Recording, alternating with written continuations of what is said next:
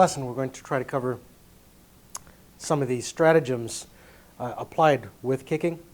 Now, first of all, obviously we have to take into consideration right now that my partner right now is not as tall as me, doesn't have the same reach as I do, so we're going to have to go both ways, understanding that the way I do things is going to be different than the way he does things. But we'll start off with just some basic principles and general ideas, and we'll try to work from there. Noting, pretty much people have said that there are, the basic 3 ranges, and in JKD that's not always necessarily true, because someone says from out here I can't punch, but we've already proven that can be done, and from inside here they're saying you can't kick, but that can obviously be done. So kicking range is not always kicking range.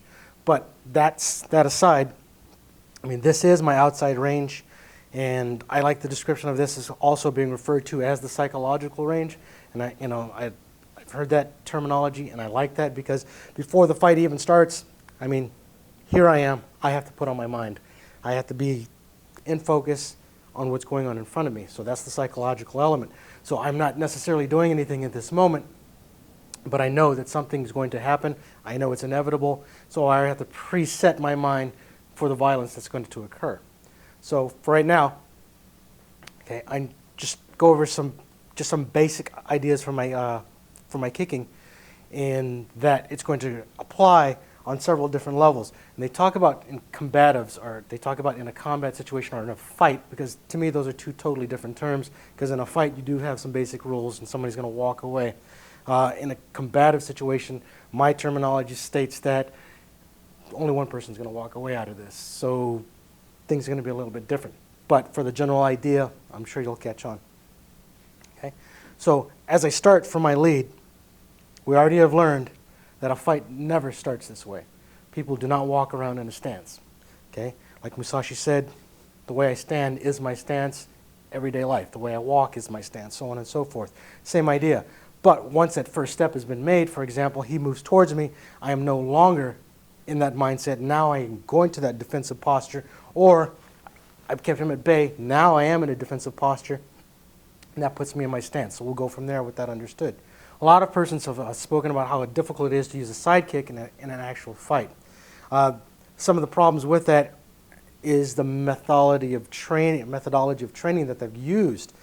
If they're used to simply just striking a focus glove that's moving around this way, that there is no force coming back to them except for an opponent using a shield pushing them or something that way, they're going to be pretty efficient at what I call demonstration martial arts, because they're just stuck in that mode.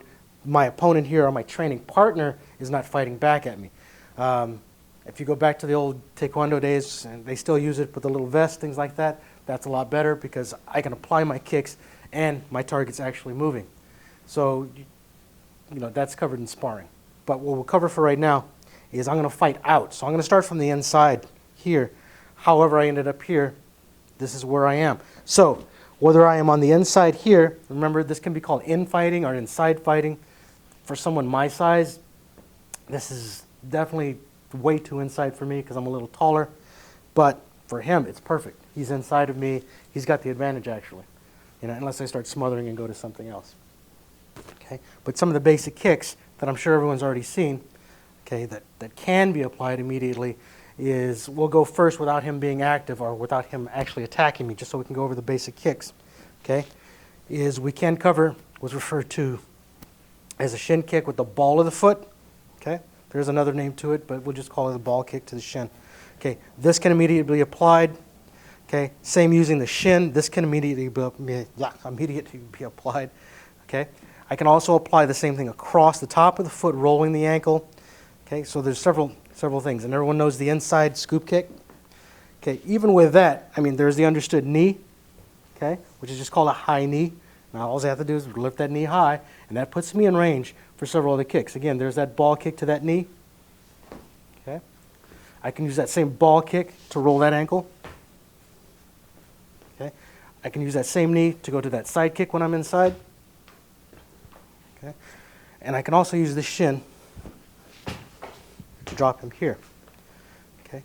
So the way it's trained, we're not going to do it yet, but my partner should wear the shin guards. Okay, and not the little soccer ones, but you want the baseball catcher shin guards or the hockey shin guards so you can full on bang, because the idea is to stop this threat immediately. I need to inflict enough pain upon him, when he doesn't have those shin guards, that it takes his breath away long enough for me to continue my fight. So I'm not just simply applying one simple kick and hoping that this guy stops. I know that, bam, once I've done all this other stuff's going to immediately apply. So I'm not going to rely on the one kick. But there is that case where that one kick will be the kick that I need. You might get lucky and get a good shin kick somewhere on the back of the calf, that causes that supposed clot that goes to the brain and causes an aneurysm. Okay? You might get lucky, but you may not. But here's what we have to consider right now. This guy's in front of me. We're this close. However, for whatever reason, he starts to swing. First thing I'm going to cover, I need to get inside, and I have to determine right away in my mind what I'm going to do. I know for myself I want to get inside because I want to protect the general. Okay, so as I go in with that, that's my head. But now, where have I put myself? He is completely off balance at this point. So at this point, I'm going to take a shin kick. Okay, that just puts him, boom, right in motion. Okay, and I've been able to take him here. So again, I'm inside, boom, he's taking that shot right away. There's that shin kick. So the shin kick is similar to a soccer kick. He goes forward and slightly up, but as it goes up, my knee is going down. Okay, so just bang, and it's low against the surface. Okay, so I'm not really lifting it up too much, but it's that 45-degree angle up, but not too high off the ground towards this. I want to keep it low because it has to be quick. Okay, it has to be a quick motion because we're inside. Where if this is 100 miles an hour reaction time, this is now 50 miles an hour, this is 25, and if I'm on him, we're down to 10, 15, maybe 5. So bam, it's got to be there right away. Okay? And that has to be subsequently followed up, bam, bam, with devastating blows, bam, bam. Okay? And the knees that you deliver do not necessarily have to be of a particular cultural martial art. They don't have to be a thrusting knee or a hooking knee, as long as you're putting the knee on him. So again, from the inside, I'm going to go back to this shin kick. So again, I'm using my shin. The foot is flexed, okay, so that I'm hitting across. It should be just on the inside of the leg, just above the ankle. Short, okay, short. It's a snappy kick. You can kick harder with your partner if he has shin guards on, but that's what I want. I want to get that boom, that reaction. Boom, boom, boom, boom, boom. Okay, boom. Okay. So again, he comes in on me, bam. If I'm in this range, see where we started from? Right away, that's when I should apply that same kick as he's coming in. Bam. Okay? So if I'm out here, I can apply the same kick. Cover, bam. Kicking that leg right away. I'm already in range for, boom, for something else. So earlier, again, you saw where I used the shin kick. Okay? Now, I pointed out earlier in another video or another episode the things that occur depending on how I apply the kick to his leg. For example, if I'm using his lead leg and I'm trying to set something up, whether I'm trying to set him up to throw a hand combination or whether I'm trying to get to that rear leg or simply trying to get to the outside here, okay, 9 out of 10 times what will happen is if I take my kick at an upward angle, that forces the leg up. Well, especially a lot of guys who've been trained to lift that leg to block, that's exactly what I want. So if I lift that leg up, bam, that sets up that other leg. Okay. Now if you watch this again, when he lifted that leg and I took that next kick, okay, I'm going to have him hold his leg up. I'm going to hold on to it for him because I'm going to take a second. Okay, all that weight is on this structure. Okay, so right now I can really ruin that knee. So I'm going to do it slow. If I lift this up, my next kick should follow across. That spreads out the legs. He goes straight down. So this upward kick keeps him here for me to do something else. Whether it's to take out that other leg, whether it's to come around, or whether it's to shoot. And that's the idea of that kick. Even if he shields it and lifts that up, bam, that's fine for that leg. And that's what it's been used for forever and ever and ever. I can do the same thing. I'll explain the angles again. So this upward is to get him to lift the leg or keep him in place as I try to move to another position. If I kick across that joint, this is going to have him move to the side. Okay? Now, one of two things is going to happen. For example, if he has a much more solid structure in his legs than my kick has potential, he's not going to move.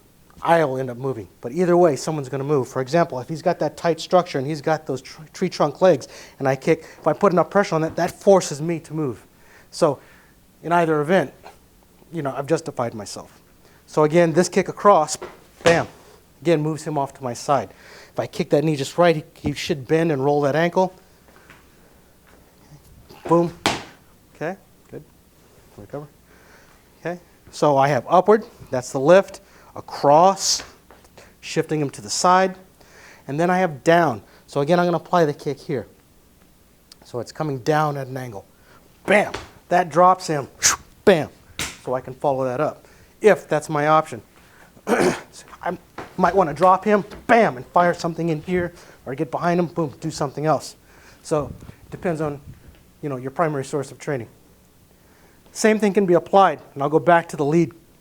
So I'm going to take this first kick, which is up. That's going to open that leg again. I can apply the same thing now because the weight, again, is on this structure. I want to damage that structure, so I want to hit the joint in its most vulnerable position. So I'm going to come across that joint, for example, across, boom, leg split. If I'm sharp enough, quick enough, boom, bam, I can get that knee in or another leg. Okay, or come up on top. If I lift this one and I come down, bam, puts me over here, puts him in another vulnerable position. Okay, so I've taken across, taken down. Now what happens if I go up with this leg? Whoop, okay, he's still doing the gym kata. He's got those legs moving. So another kick we're going to apply right now is the ball kick.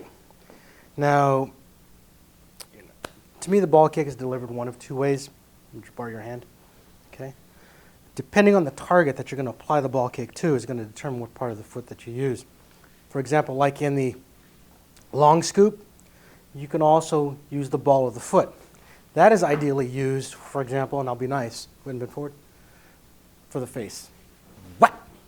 So instead of the top of the foot for that, it's that ball of the foot. And the reason why I would use that in that instance is because now I can come down and either step on that knee, which I would do, or step across that knee with my shin. Okay. The other way the ball kick is used is that more people use it, they use it straightforward, almost like a thrusting or snap kick. Okay. So the snapping version, and then the thrust. The thrusting version thus being not so much a thrust as it is a jab kick. Okay. Now the jab is always used as a setup, just like in boxing. However, with the JKD idea that jab should have that snap on it, so it should also be a knockout blow. But back to the kick that I'm going to use, again, it's on a shin. Okay? It's sometimes been called a short kick because it's going to be quick, boom, again, and it's short. So it's the ball of that foot, it's that snap off, and me, bam, bam, immediately moving to something else. So again, if he's coming in on me, bam, I need to stop him with that kick. So it's not just flick, it's not a flick. So don't get me wrong, I'm not just sticking that out there casually. I need to put the ball of my foot on that shin to where it causes him enough pain to want to stop or to cause enough temporary shock, boom, boom, for me to do something else. So whether I'm going from here, bam, to that kick, bam, back to that kick, boom, boom, boom. Okay, doesn't matter, but I need to set up that initial shock. This can also be applied from the inside. So we're out here, bang, I missed that first kick, okay? So after this first kick, he comes back forward. I'm inside here, I can use that same kick. Bam, it's right there, bam. I can attack this leg afterwards because my knee is on it. Do whatever you want to do. So another key note to keep in mind while you're doing any of this, especially if you're serious about getting in where someone's trying to throw guantes on you, you want to keep your hands up. I know you've been told time and time again, over and over and over again, keep your hands up. Because if I go into a situation where he's trying to come in and hit me and I do this kick, if he's sharp and he sees I'm boom and I'm open, he should be hitting me. Especially if he has the JKD mindset, everything he owns is what? Spring-loaded. So if he sees blue dropping this, he should be dropping blue. Okay? There should be no ifs, ands, or buts. Even if I put this kick on him, he should be, since he initiated this strike, he should still be able to hit me. So I'm going to have him do it this moment. I'm still going to use the same ball kick. I'm going to use it as a short kick. He's still going to try to set up his combo. So I'll give him his 1-2. So he's going to come in with his 1-2, but bam, bam, I need to be able to set that up and get off that line. So again, notice, because of the longer range, I can keep my body back here, and my hands are up. Okay? When I get a little closer, the whole body mechanics has to change, because if I kick straight with this leg and I'm here, my body's upright, I'm going to tilt off. So when I get in close, my body has to go at a different degree of angle, plus it offsets me from his strikes. So as I'm coming in this short here with this kick, that's why it's called a short kick. So it's still a ball kick, but it's short. My body's on the outside of this. I can lead off or I can cover. So if I lead off, I can put that hand in there. So even if he strikes first, bam, okay, you might end up making what? Making that reference point attachment. Now you have your what? Boom! Now you have your pox out. Boom, bam, and you're set up for all that other stuff that you already learned. Okay? Or I can simply, boom, just put that out there as a wedge to create that space. Now I'm inside. Okay? And then follow up accordingly. So again, I've used it from the outside, long, but with the snap. Bam! Okay? I've been able to set up myself to go both directions. Step down to go here. Boom, step down to go here. So, let's see, this question's been posed. What would be the difference between applying the ball kick or a straight kick, as I call it, versus a stop kick or a side kick? Now, there is a structural difference. If you watch, try to understand this. You have a revolver. A revolver has very few moving parts. Less things can go wrong with it. Semi-automatic pistol. If you don't know anything about function checks, you have a lot to operate. You got a magazine to check, you have a slide to check, you have several function checks you have to go through. Same idea, if you can bear with me here.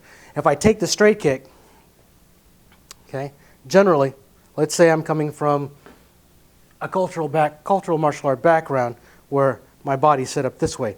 I am preloaded, but at the same time, it's not a true preload because my body is upright. There is no counter rotation.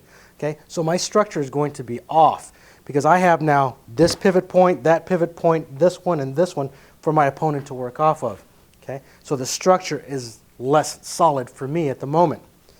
If I apply it from a JKD perspective, okay, remember, I'm going to be there how long? Long enough for me to take my kick and then move.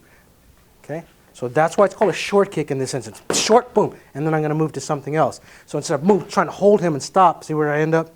This is not necessarily where I want to be. It's not my primary position that I wanted to go to. I prefer to go off. Okay? Whereas on the side kick, I have a solid single structure. Whether it's here or whether it is the shin knee jab, I'm counter-rotated, and I'm set up to pretty much go wherever I want. So there is a difference. I mean, my body is turned this way or this way is going to determine it. If I'm here, I'm not going to be able to counter-rotate and get this motion. Okay? So this is going to be my chicken or my hit and run, boom. Okay? Or it has me keeping him at bay and covering back on center to find range again. So those are some of the structural differences. I'm going to have him bend his knee deeply so I can put my foot on it. So this is my ball kick, for example. So if my structure is here and he comes forward, okay, my structure is not as strong. If I put the side kick on that structure, bam, he can come forward, come forward, come forward, come forward. Okay? So that linear mobility, boom, gives me a better chance of keeping him at bay, depending on what I'm going to do next, of course. Okay? So now another question was posed. Is people's ability to apply, you don't have to respond, people's ability to apply to the different straight kicks. And I'm using the term straight kicks because there are different types. Whether you call it a front kick, it's still a straight kick because it's moving straight forward, thus falls under the category of straight kicks. And the motions again were like the jab, okay, and then you have the front snap, boom, okay, boom, okay, and then we had the little short, almost like a scoop kick using the ball kick. Okay, so you have different motions going on here. Now, one that a lot of people are having a problem with is the application of that kick. Now, here's what I think is a lot of people are getting stuck on, is when this guy is active, we're going to move around a little bit. When he's active, okay, my sense of timing is in play. What happens with this, they forget that the jab is designed to what? Probe, set up a reaction, set up a reaction, set up a reaction. So if I take that kick, boom, my opponent moves, you know, I've kind of screwed myself up. So if he's coming in and I jab, boop, okay, hopefully he's going to follow up, boom, go ahead and follow up. Boop. I'm just going to do a foot jab, you follow up any way you want. Boom, okay, boom, okay. I have focused on trying to apply that foot jab instead of trying to remember that it is set up, or excuse me, it's being applied to set me up, not him. So I want to be able to apply that. I need to know where I'm going next with that kick. So if I take that little jab, even if I want to get in that next thrust, I can put that jab, and there's my kick. Okay, so I'll do that again slow. So I've jabbed that. That forced his reaction. Once I force that reaction, if I use the ground, boom, I can get that quick step, or I can just use that simple shake of the leg that Bob used to talk about, whap, boom, to get that thrusting kick. All right, so this time through, my partner, okay, I'm going to work on that lead straight kick, whether it's a ball kick or a push kick. What my partner's going to do is give me a lead hand response. He can cup out, he can cup in and up, he can check it down, he can slap and move back, whatever way he wants. For right now, I want him to get the lead hand response, not as an attack, but as a counter. Okay, so we'll go slow. So I'm taking this, and this is what I want him to do. We'll just walk through it a few. Boom. Okay. Okay. Okay. Now the thing I want to analyze right away, and 3 things that just occurred. One is him being able to gauge what type of kick that I'm using. Right now, all of those kicks were probes. I was not getting anywhere near him. I'm about 6 inches away from his body each time because I'm drawing that lead hand down. That's what I want. So later, pop, pop, pop, I can get that hand in, or later, pop, pop, I can get that kick in. Okay? So you have to make sure that your training partner is always on guard for that, because if it's a probe, it's definitely going to be a setup for a follow-up of another kick, whether I'm using my lead leg, which I'll use at the moment, or whether I'm going to follow it up with the rear leg, or whether I'm going to use a foot-hand combination. So if you watch him again, boom, he's on guard now, okay, and he's moving.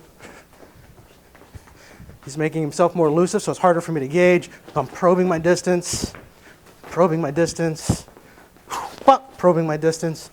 See, so that's the probe. So that's using that straight kick as a jab to probe distance to get a reaction so I can counter. Now, I'm going to put my foot on him.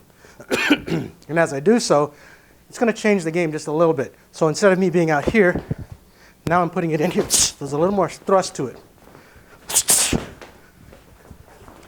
Woo. Hands are up. Yes, there he goes.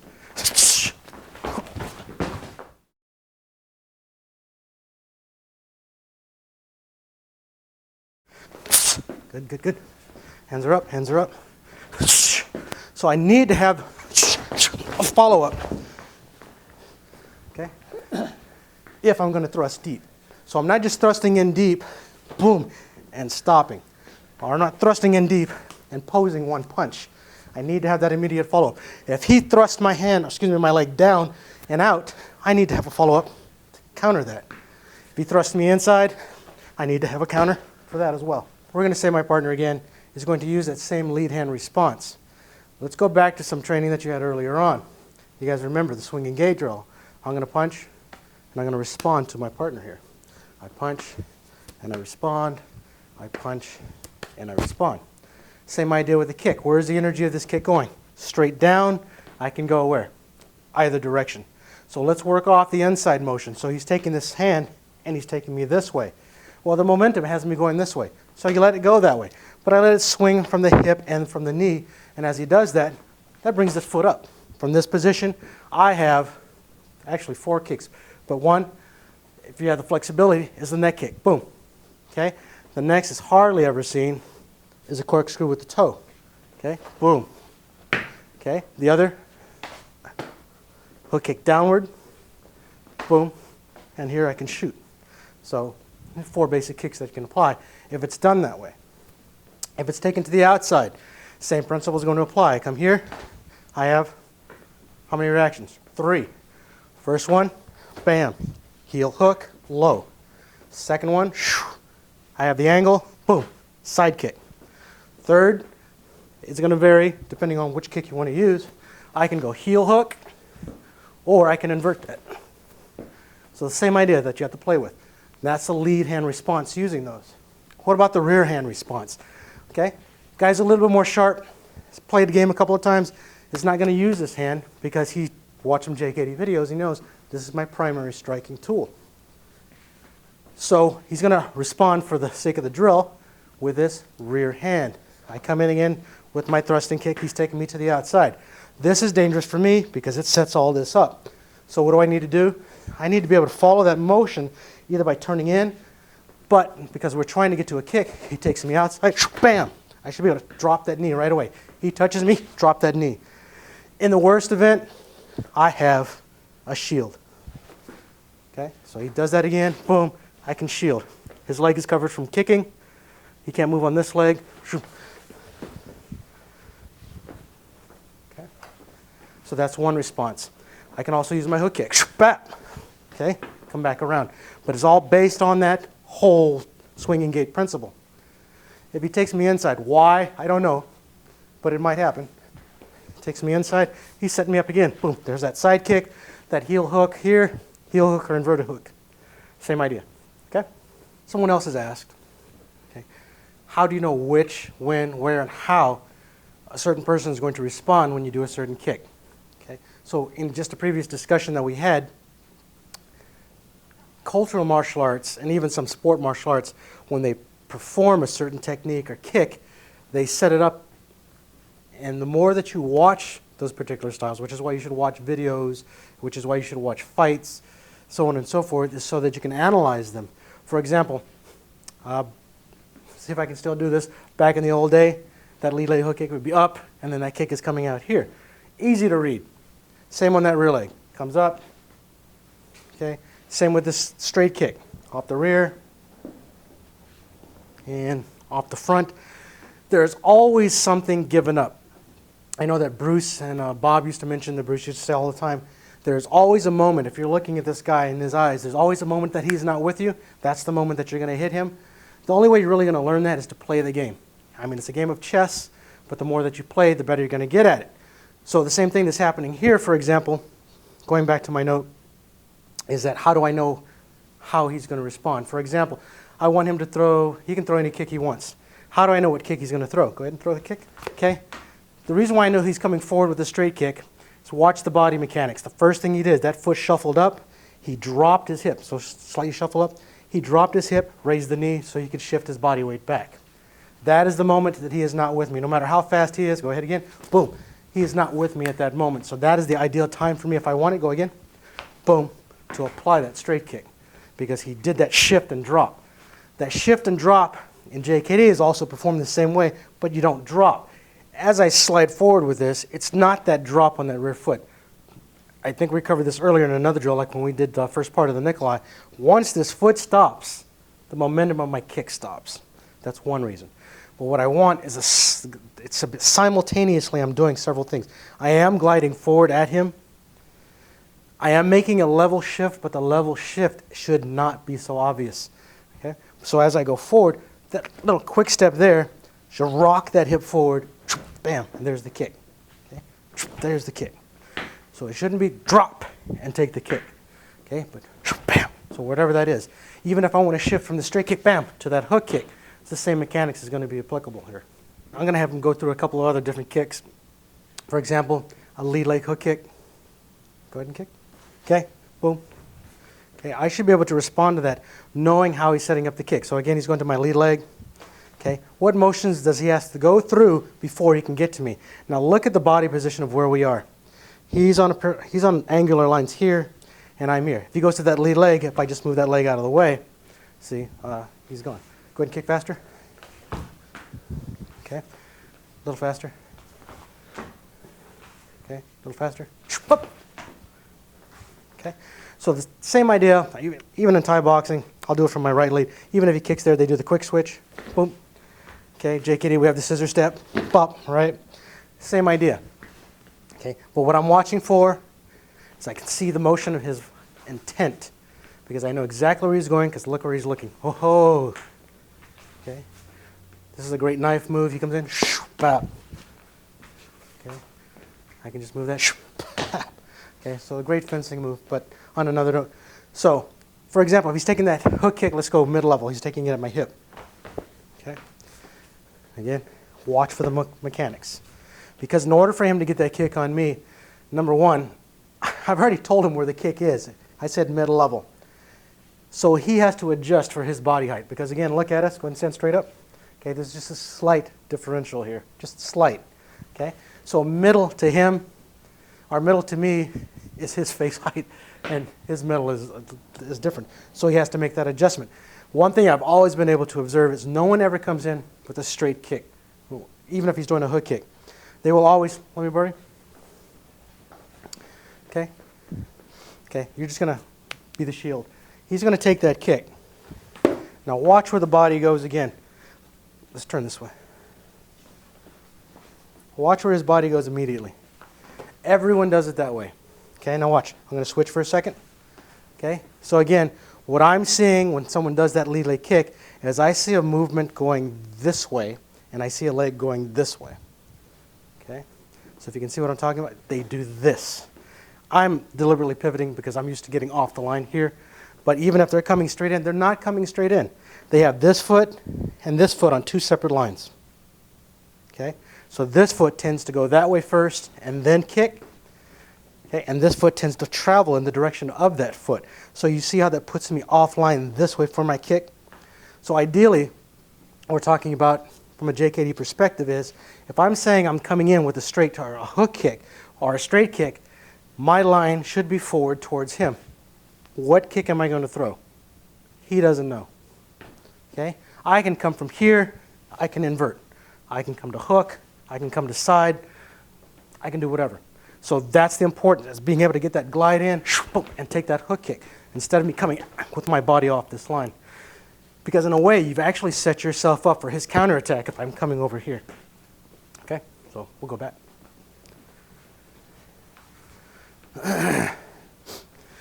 So again, I'm going to have him do it the wrong way, which is not necessarily wrong. It's just for me, I can see it from miles away. He comes in, takes that kick. I'm prepared to absorb that because even if he goes fast, I know where he's moving. He's going this way, his energy is going this way, his body's going in two different places. Now I'm going to have him change that energy. He's going to shoot straight in, everything comes forward. At the last second, he's going to turn that over, bam, that energy is a lot harder. Even though he's trying to be nice and not kick me hard, that's still a hard kick. Go again. Pop. Pop. Pop. Okay, good. So I'm going to do the same thing. So again, see how this foot comes roughly 6 inches off the ground? My knee needs to go where, guys? Across the center of the intended target. So for right now, all my intended targets are on this side because I'm kicking on this side. Unless what? They're on the other side. But for now, I'm kicking on this side. So my knee is here. What goes first? Foot or hip? Who knows the question? No one knows. No one knows. Okay? Boom. The hip rotates just a nil before. And I can still get that full hook kick. Boom. On that line. Coming up, turning it over. Now, I've been told by guys who are trained in other martial arts, and they've never been able to prove it on me, but their perspective is totally correct for what they do, especially if they're humongous guys compared to me. You know, he can rush me if I do that. But you know what? I've already set up my defense. What is it? If that knee is there and he rushes, I have two things that JKD has taught me that I know right away. I have this shield or I have this jam. So even if this big guy comes in on me, boom, I'm still inside here. I'm still in the fight. Okay? I'm still there. Okay, there's more that I can do, but for this instance, what I'm saying is even if that knee is there, remember, I'm not posing. I'm not coming up and going here. Okay? It's coming. He's coming forward. Boom. Okay, do anything you want. No, I'll hit you. Oh, glad he had the glove up. He's coming in again. And there's the glove again. He comes in.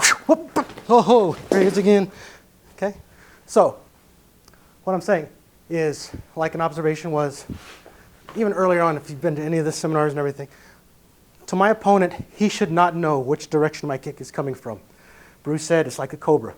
You know, the strike should be filmed before it's seen. Same idea. Am I going here? Am I going here? Am I going here? He shouldn't know where it's going until he's been hit. Okay? So another interesting dynamic that we have to run into, especially as JKDers, is that we fight from the unorthodox, right? So, or the Southpaw position. So we still need to be able to apply the same action in the drills.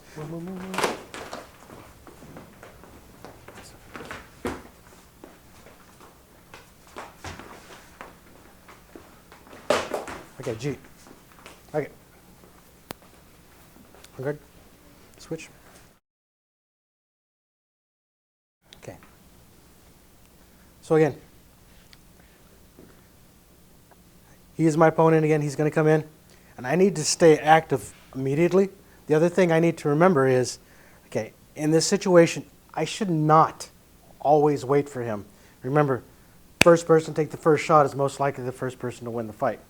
So even if I'm just setting him up, boom, I need to move because he's got more tools right now. I have isolated myself for this instance in that I'm just using that lead leg. Okay, he's got more tools, so I have to be a little bit more active, make it hard for him to hit me. Whoa, there it is. Boom.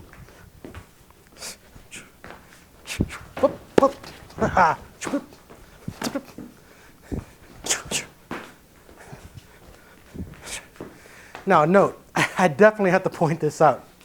You watch me a lot, I'm doing this little flinch. That's cat and mouse.